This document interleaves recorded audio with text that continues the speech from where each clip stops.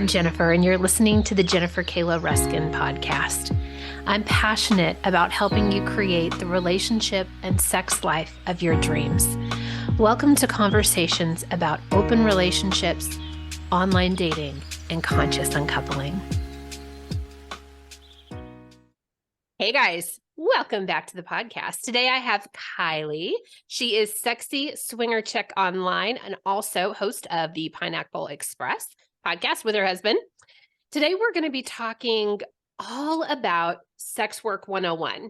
So we'll be talking about what is sex workers and Kiley being a sexual freedom advocate and also being a swinger and being totally normal. She's a wife, she's a mom, she's even a cat mom.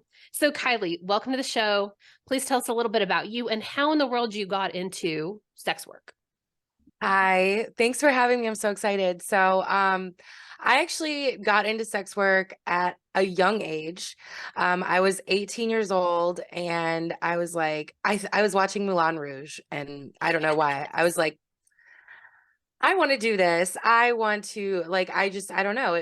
I love performing. I had a theater background and I was like, I don't know. Men don't bother me. Like, I'll be fine. I'm sexy and I'm fun.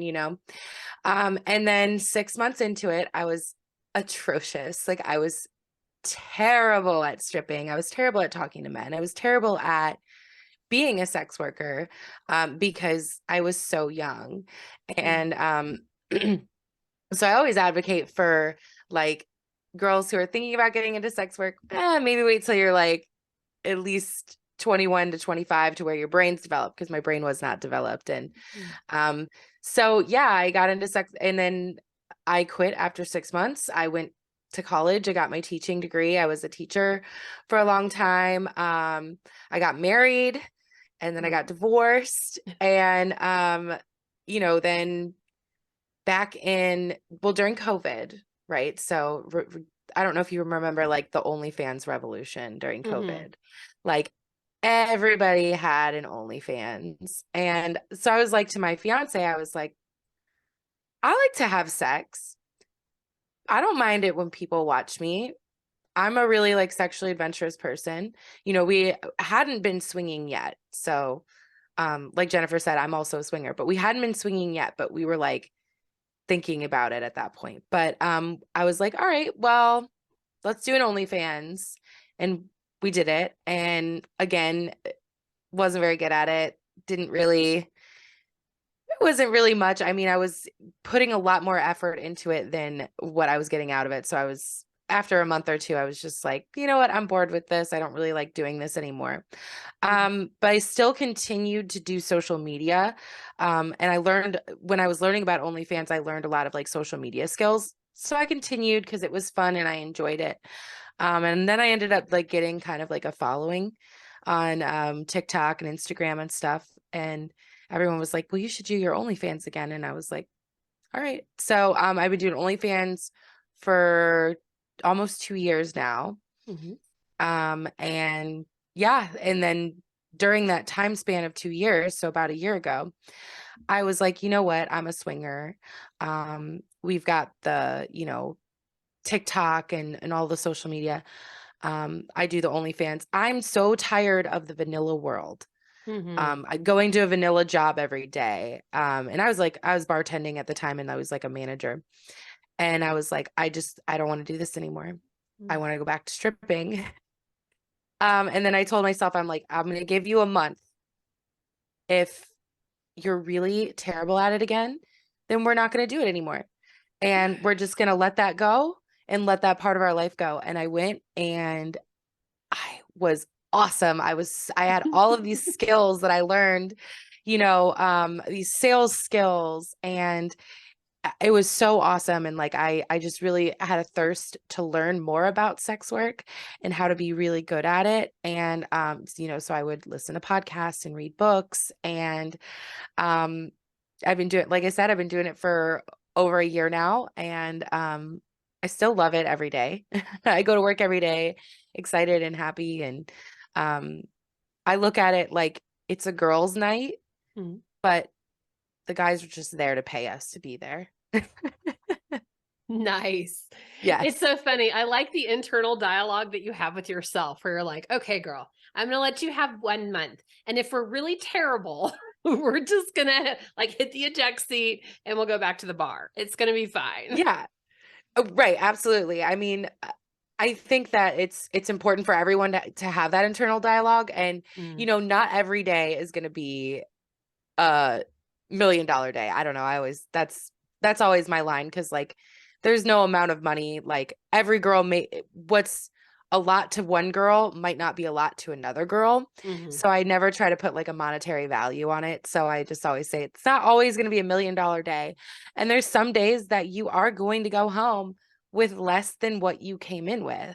Um, and that's really a big part of stripping. And I think, I love TikTok for what it's done for, the swinging community and the non-monogamous community and those other communities. But I hate TikTok for what it's done for not only the sex work community, but like the strippers as well. And when I say like sex work community, I mean like the cam girls and the OnlyFans girls, that facet as well, like the online sex community, because it makes people think that all of these girls are just like getting rich off of being strippers and being on OnlyFans. And that is not the case at all. I mean, Mm. you have your good nights, but you also have your bad nights. You just have to find a club that's consistent, where you can live off of it, and just be happy with the good nights, and then when it's a bad night, just say, you know what, tomorrow is a new day. I have another shift next week. I have that money saved up from when I had that really good customer come in. But when you're young and you're 18, you don't think like that, I think. And I think you don't really get there until you're older. Mm. I want to revisit that part too. So I'm going to tell a tiny little story that I think will help the listeners maybe understand what this means of you being too young. I just got back from Vegas, went Hmm. on a work trip, took my partner, and we had so much fun. And we went to this kind of circus themed cabaret. And it was one of those where the host is kind of grungy and gross and super vulgar and just says what he thinks and also tries to make people feel embarrassed, right? So he's kind of like calling out different people in the crowd. And at one point, there's this like hot swinger couple, and she's super milfy and like he's really good looking. And he says something to them like, I bet y'all have amazing sex or whatever. Then he looks at these two very young girls, probably your 18 to 21 realm, and he looks at them and he goes, I bet you two are sex workers. And they were like, yeah. And they were obviously still like together, like they were romantically touching each other. And, they were like in some sort of relationship. Um, and he goes, don't worry, you'll be good at sex one day, which was kind of rude, right? But he was trying to say to them, like, this swinger couple over here, they're probably having fucking fantastic sex. And they were like in their 40s or 50s. And then he was saying to them, like, you little girls are going to get it at some point. Just keep trying. Okay, it was really rude, but it does make a good point. And so I can imagine like baby Kiley, and you're like trying to be a stripper, and like maybe you have the moves down. Like maybe your body's freaking banging. You're 18, you've never had kids, you look amazing, but you have no social skills with men. You don't know like how to look at them alluringly in the eyes. You don't know how to make them yearn for you yet. You're a freaking child, babe, basically, right? I literally had just graduated high school. Like, how do you go from talking to like kids, Mm-hmm. to talking to like 50-year-old men who Mm-hmm.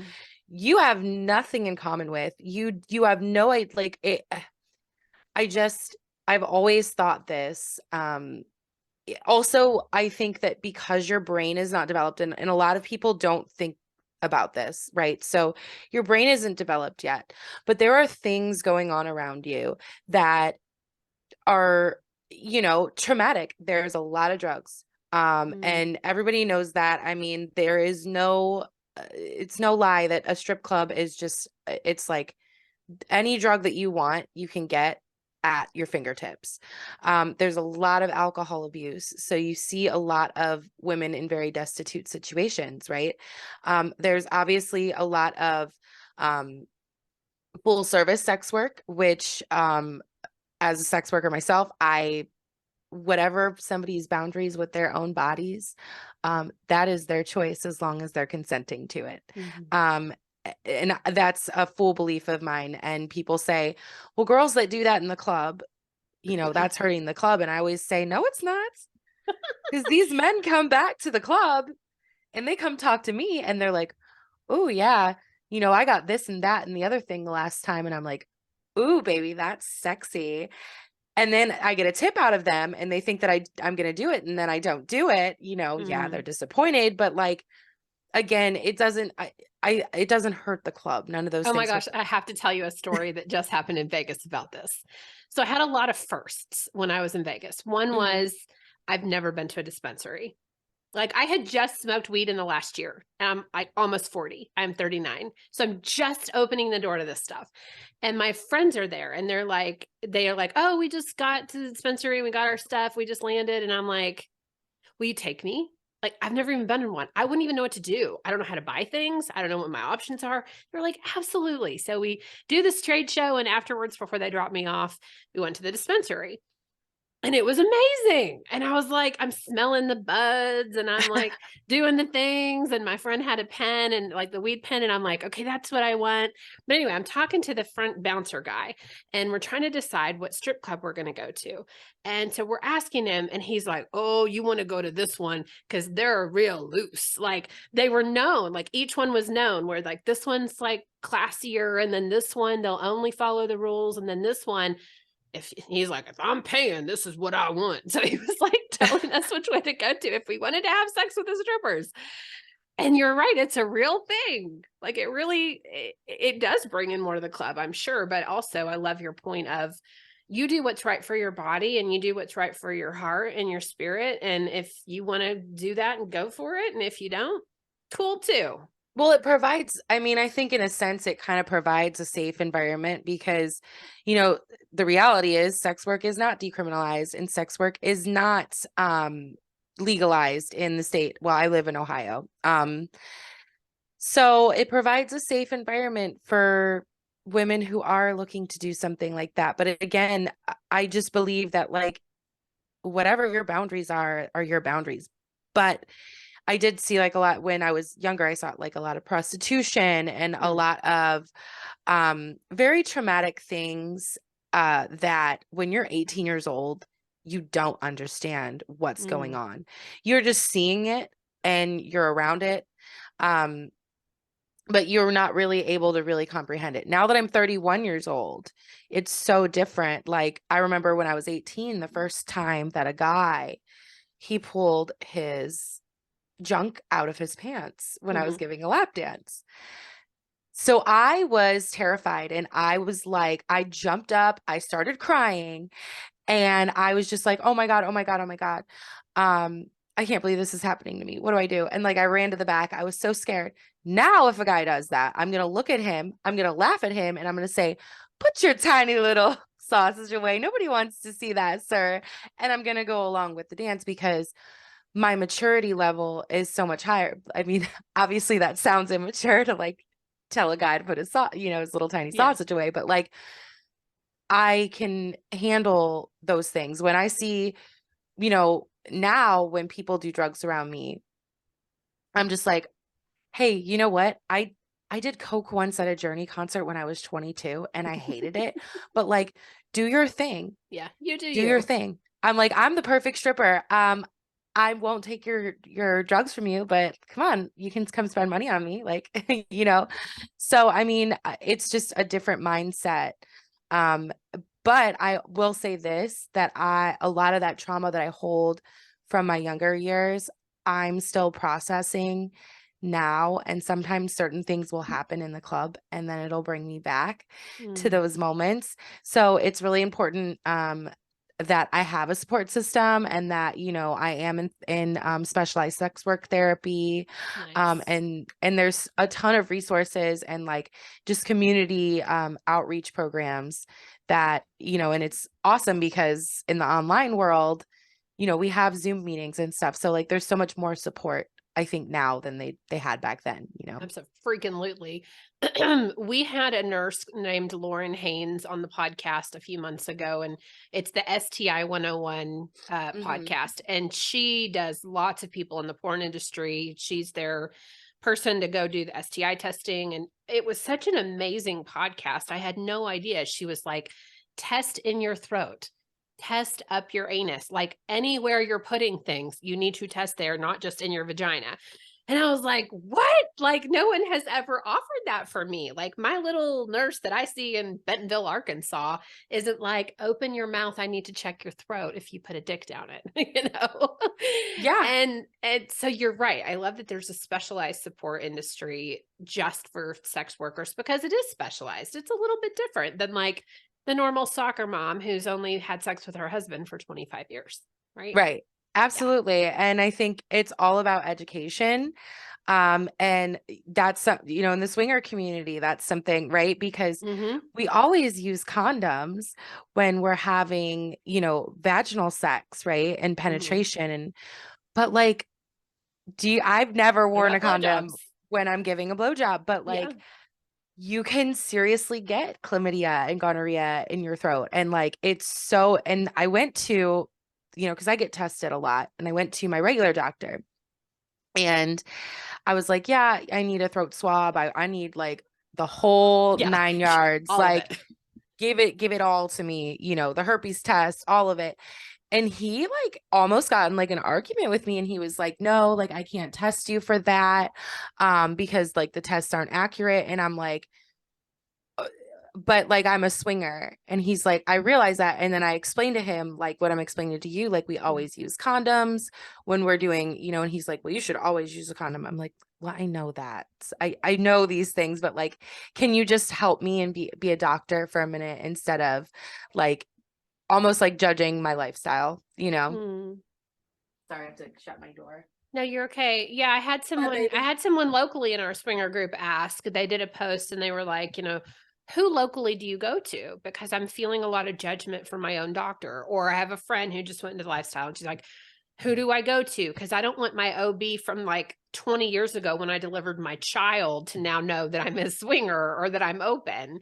So I love that there are people there to support. And if you are in the lifestyle, or if you do feel like you don't have a good support system, swinger groups are amazing. Like, get on Facebook and find your local swinger group and pop in there and just ask for help. People are so happy to give you help. We have a Discord, I mean, like that we've built over the course, that's my shirt, the Swinger Society. It's 21,000 swingers, but like, it's not necessarily like, hey, I'm from Cleveland and you're from Pennsylvania, let's meet up and screw. It's a community resource. We have a doctor who's a resource on there. We have like, so Shameless Care is like, we're talking about the STI test. It's discreet, and they do like their lifestyle testing. They test for STIs and stuff like that, and they do the throat swabs. Like, we have so many community resources in one place on there, which is amazing. But like, there's so many groups, and sex workers also. I'm in this really cool like sex work group chat on Instagram, and it's like a bunch of girls from all over the United States who just are supportive. And like, it's almost like we're all besties. There's like 100 of us in there, and we're just like, you need support. And sometimes it can go farther than just like your community, like my Cleveland community. It can be global. Let me let him know. You're good. Pause real quick because I'm gonna have to edit this out. Can you watch him? I'm on a podcast recording. I love your face. Bye. My kids also do school from home, so sorry. Okay, we'll edit this part out. So go back to, that's okay. The last thing you said was you have an Instagram group and all the ladies are supportive. Oh yeah. So like, we even have a Instagram, it's like a group chat. And it's all strippers from all around the world. Actually, there's girls from the UK, there's girls from Greece. And it's like, it's very non-judgmental, because some of these like groups that you find online can be a little bit judgmental, especially like when you're a sex worker. I feel like sometimes sex workers can sometimes judge each other. It's like a girl, if she's struggling with addiction, or if she's, maybe she is one of those girls who does extras. It's almost like a little bit judgmental, and it's good to be a part of, groups that fit you. And it's like that in the swinger community too, right? Like For sure. there's different facets of the community where and like the clickiness, right? Like that's Yeah. what everybody, it's everywhere, but like it's the same thing with sex workers. So that's why I think, for me anyways, being a sex worker and a swinger is amazing, because not only are my skills, with stripping, it also involves in swinging, right? When you're vetting couples, just like when I'm vetting guys, or like I now I know how to flirt with people. When we first started swinging, I had no idea how to flirt. I was It is a terrible at learned flirting. skill. Yeah, especially when you've been in a relationship with somebody for so long, right? Yes. And like you've been monogamous, and then My you're like, oh gosh. my God, That's so I funny. have to flirt. Scott and I, when we were going to the Grand Canyon a few days ago, we were listening to a podcast, and this lady, the podcast host, had someone come on live. Like, he was somebody that was following her on Instagram, and he was like, I have to ask you this question. And she's like, cool, let's do a podcast out of it. And he said, I've been married for 18 years, the same woman, and I don't know how to flirt with her. I'm like, 18 years? He's like, yeah, I really want to like spice things up, but I don't know what to say to her. Like, I don't know how to get her to be flirty with me. Like, she just wants to talk about going to the grocery store and like what to make for dinner. And she's like, help me. Isn't that hilarious? Yes.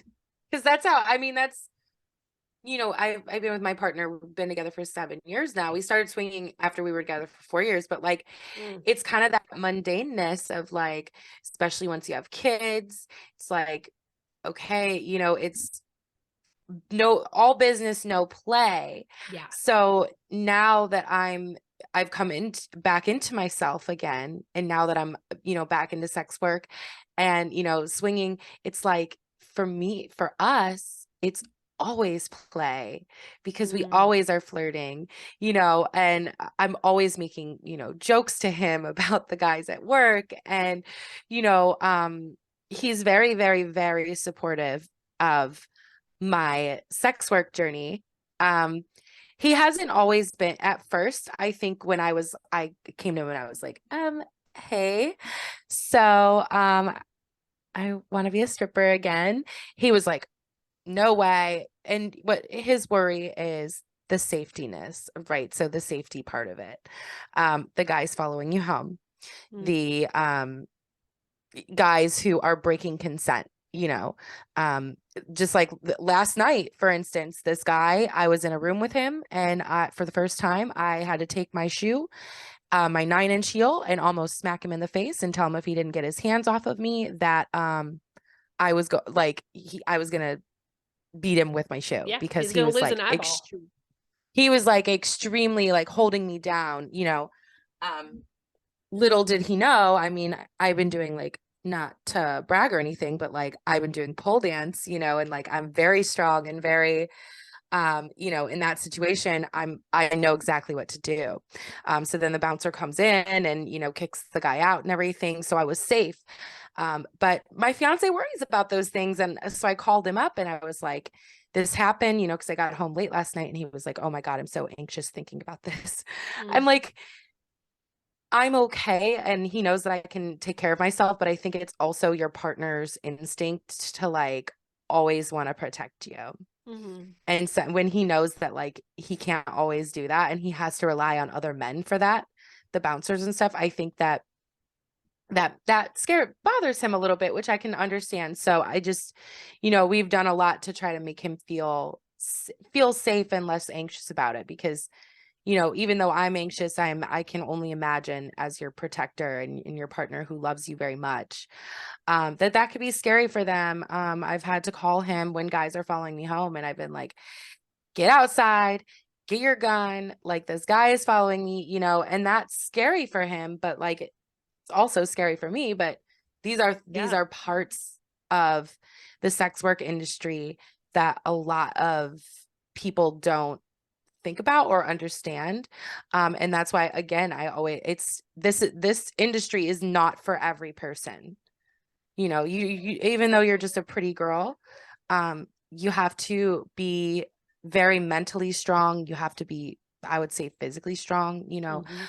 You really, really have to, you can't just be a pretty girl doing this. It's way, way, way more than that. I understand. Also having skills to get out of situations like that. You know, what do you do if a guy is following you? Well, you go back, and this is if you're listening and you are a sex worker, you know, you go back to the club. You call the club and you go back to the club, or you call the closest police station and you go to the police station and get an escort to take you home. Never ever, I mean, and it's always so important to have that situational awareness. If someone's following you, never, ever risk it. Never risk it, because many, many people have lost their lives risking it. Many women. Yikes. Well, that kind of brings me into a couple other things I want to make sure that we cover. So one is, let's just do, what is a sex worker? Like, we haven't even really defined it. And I would imagine it's a lot of things. So I am going to take notes while we do this, because we'll probably create some slides for this podcast that say like, these 10 things are sex workers. You probably didn't know that. This is why we classify them as sex work. And then if you can also give us a little bit of information around just that terminology, because I think previously sex workers were looked at negatively, like prostitute would be another word, right? But yes, I'm finding which is a stigmatized word. Yeah, there's a lot of empowerment now with people going like, well, yeah, I'm a sex worker. So if you would give us like kind of a rundown of what and who is our sex workers. So a sex worker is anybody who is in the consensual sex. So when we're talking about sex workers here, we're not talking about sex trafficked individuals, because that's a whole different thing, right? So sex work is you're consensually, you know, whether it be a stripper, right? So this is a form of sex work. Even though we're not having sex, we essentially are, in a way, kind of playing as though we're having sex. You know, we're grinding, and that's so that's a form of it. Camming, so like if you do chatterbait or online camming, OnlyFans, any sort of online porn, anybody who's in the online porn industry, you are a sex worker. If now then there's full service sex workers, which can be a facet of many things. You can be a girl who does it legally in Las Vegas. You're just talking about Vegas. You can be a girl who does it legally there at the Bunny Ranch, right? You can be a girl who stands on the corner and waits for Johns to come up, and that's a form of full service sex work. You can be a girl who's an escort online. So, you know, back in the day when we had Craigslist and Backpage, don't have those anymore because of Basta, which is a whole different story. But you know, you can be an escort, you can be a girl who works at a full service club. There are so many just like the gentleman was telling you about. There are full service clubs. I remember I went and auditioned at a club, and after I had gotten my audition, the girl walks up to me, one of the dancers. She hands me 2 condoms, and she says, "Are you okay with this?" And I said, "Well, I don't know. I have to think about that, you know, because I didn't want to make her feel bad, right? Like, oh, I'm better than you because I don't do this. I never want to make someone feel that way." I was like, "I'll have to think about it, you know, something to think about." And she said, "Well, here's 2 condoms. Be safe. But this is an all extras club. That's how we make money here." And she was upfront and honest, you know, but like there are clubs like that. So full service sex work is anybody who's having consensual. So the main word here is consensual sex for money. And yeah. Awesome. And Thank you. does That that was that was a does that help? super thorough list. Yeah, absolutely. So anybody within these industries would say, I'm a sex worker. Okay. I'm a sex worker. And they wouldn't say like prostitute is like a stigmatized word.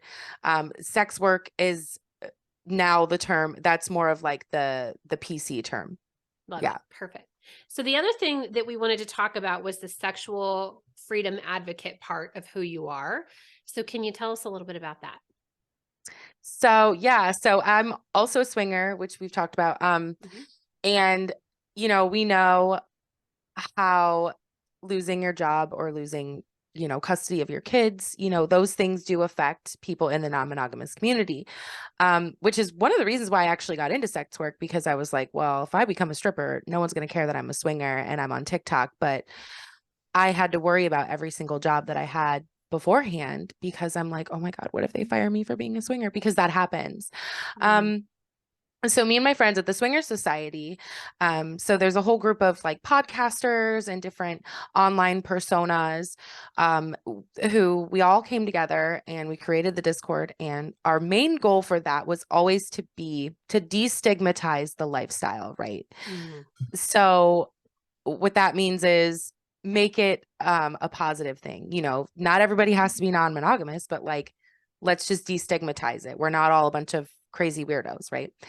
And also to make sure that like we could try to help to get laws in place to where people couldn't lose their children and couldn't lose their jobs and stuff, which is a long road ahead of us, but we're still there. So, or we're getting there. But I got, I guess, connected with an organization called NCSF. So they are the National Coalition for Sexual Freedom, and it's a coalition of under 140 different groups of basically what they are is alternative sexual lifestyles, trying to destigmatize that. So in the kink and non-monogamous community, they also do a lot of educational outreach in terms of consent, and in terms of just, you know, explicit prior consent, all those things, and educating people in the kink and non-monogamous community.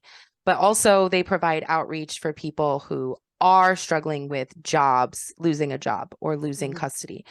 So I got into these sexual freedom organizations, and then I realized if you're a sex worker, Mhm. that's a form of sexual freedom.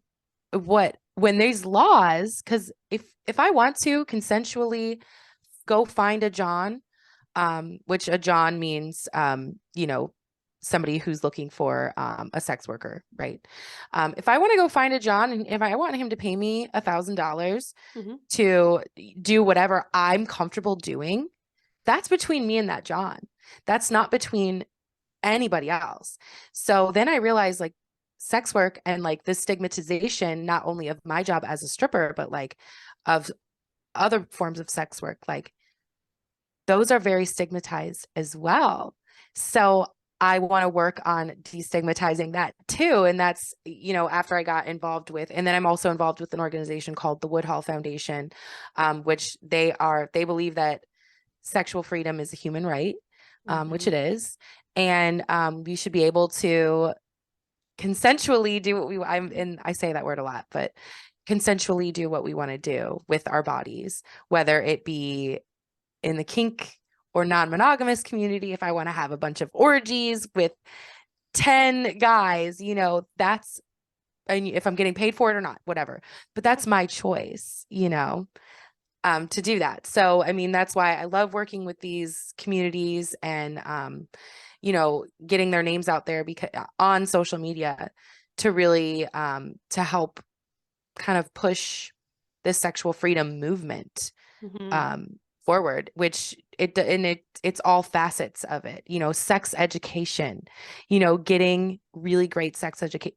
Come on, we know in America the sex education system is terrible. It's the Yeah. worst, you know, moving that forward and these sex positive communities, you know, all coming together to support our cause of sexual freedom. You know, that's it. And we might not all do the same thing. You know, I might not be a dungeon master, you know, in the kink community, but like we can respect them and Yeah. they can respect people in the non-monogamous community. And the polyamory people can respect the swingers, you know, like Absolutely. the sex workers can respect the kinksters, so it all kind of ties together, which I love. So yeah. And that we're all under one big umbrella of alternative lifestyle, right? Hmm. Non-vanilla, whatever you want to call us. Do any of these organizations work on legalizing sex work? Like what did you call it again? Full service piece? Like, I still can't So believe we're in yes. 2023 and you can go to one or two states and legally pay someone to have sex with you. That's just completely bizarre to me that that's a thing. So the biggest thing that I think that these organizations want is not necessarily legalization, so Mhm. decriminalization. Okay. And this is, we were talking about weed earlier. Yeah. So if you think of it in terms of weed, Mhm. um, when you legalize something, that means that the government, they have a lot of say in things. Now, obviously, I think safety is a big factor in all of this, Right. but But it gets highly when you, regulated. yes, but like when you decriminalize something, all that does is I'm not going to get arrested for having sex with a John, and the John's not going to get arrested. But like, it doesn't, especially with weed, we saw like oligopolies coming up, right? Like where these big corporations took control and took power of the weed, all of that, the whole industry. Mhm. That's not something that we want. We want, and like I said, I always explain it in weed terms like that, because we saw what happened with that.